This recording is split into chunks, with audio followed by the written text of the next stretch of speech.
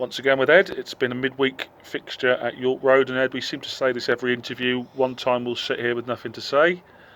What do you say after that turnaround this evening? Yeah, yeah. Where do you even start? We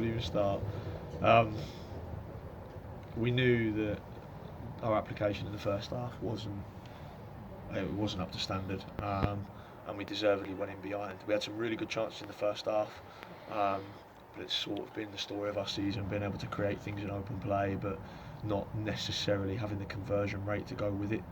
But the performance didn't deserve a positive result in the first half, and they deservedly went in ahead. We spoke about a few things that we needed to fix at half time, like one little tactical tweak, but generally it was more of like an attitude thing and taking control of our controllables, so things like our work rate, our intensity, our attitude. Just being able to talk and communicate with your teammates a little bit better, just simple things, basic things, but that we weren't doing very well in the first half. I think you saw the intent that we came out with in the second half. The intensity had gone up to the degrees. Like we were closing things down quicker. People were prepared to run ahead of the ball.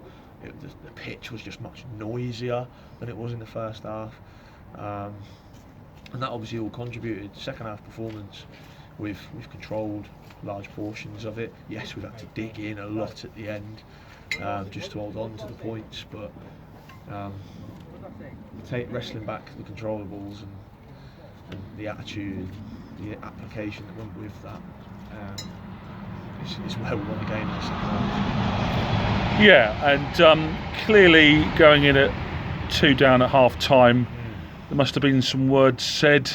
Have you given them a tactical masterclass at half time? What was the approach at half time? Like I said, it wasn't really a great deal we had to do tactically. We came into the game with an idea, but it wasn't working in the first 20 minutes, so we changed tactically after 20 minutes anyway. But like I said, it was more just like attitude and application around our controllables, like just sticking to our principles. And we weren't doing it in the first half, so it was just reminding the group that of what we're good at and what we try to do every week, and just going back to basics. And then it was just about their attitude in the second half. Like we talk about that kind of thing all the time, and having a mindset of,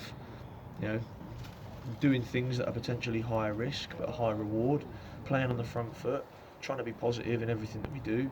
And they did that superbly in the second half. Like I told them after the game, that's my favourite game as Maidenhead manager. Partly because we've come from behind. We've done very well at that this season. I think it's like the 8th or 9th time we've come from behind to get a positive result from a game, so we've got that resilience in the group when we want it. But it's my favourite because Sunday was a disappointment in terms of the scoreline, and we know that our performance levels weren't at the level they should have been on Sunday, and we conceded some cheap goals on Sunday. We worked really hard, probably too hard in training last night, to be honest. And then we've come in tonight with a really depleted squad. We've had to call up some development team players who've all come in and have really stood up to the challenge tonight against third in the league, in a high pressure game. We've had Kenny, who's one of our goalkeepers, has had to come on and play up front in the game, and she's put a shift in to be able to dig in and get the points. The fact that we were so depleted, and the development team players stepped up, the young players that we have stepped up and worked so hard to get the result, but then our senior players really stepped into leadership roles in the second half as well. It's so pleasing, and epitomised everything that we're trying to build here. Yeah, I think you've alluded to two players who've made their FA Women's National League debut for us today coming on, Molly and Jazz, and they have put a shift in for you, haven't they? Yeah, massively. Like, this is Molly's third appearance for us. She played in the friendly and then did very well, scored 4 goals in a combined counties game. She was great, and she's come on out to play a more defensive role today.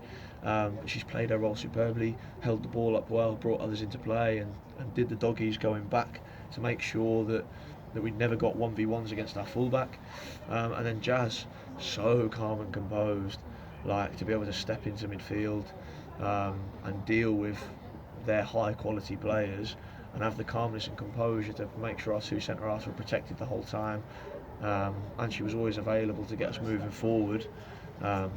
Both great, really superb performances from the 2 of them. Really pleasing. yeah, it's testament to your recruitment and everything that's going on in the background as well. I think we'll leave it there. Well done No, leave to one, all of one you. more One more one more comment. thing. And it's the fact that the other thing that's great about this group, that's game number 6 in 18 days. The women's football calendar is unforgiving when it's like this. Yeah. We've had to play every 3 days. That's 1 defeat in our last 7 games in all competitions now. Against and the leaders. The fact that we've been able to do that in the middle of that kind of run, again, superb. What a group. Yeah, absolutely. I think you have summed that up perfectly. Let's talk again on Sunday. Who knows what we'll get at York Road on Sunday afternoon. It'd be good to get a good crowd in for that one again, wouldn't it? For sure.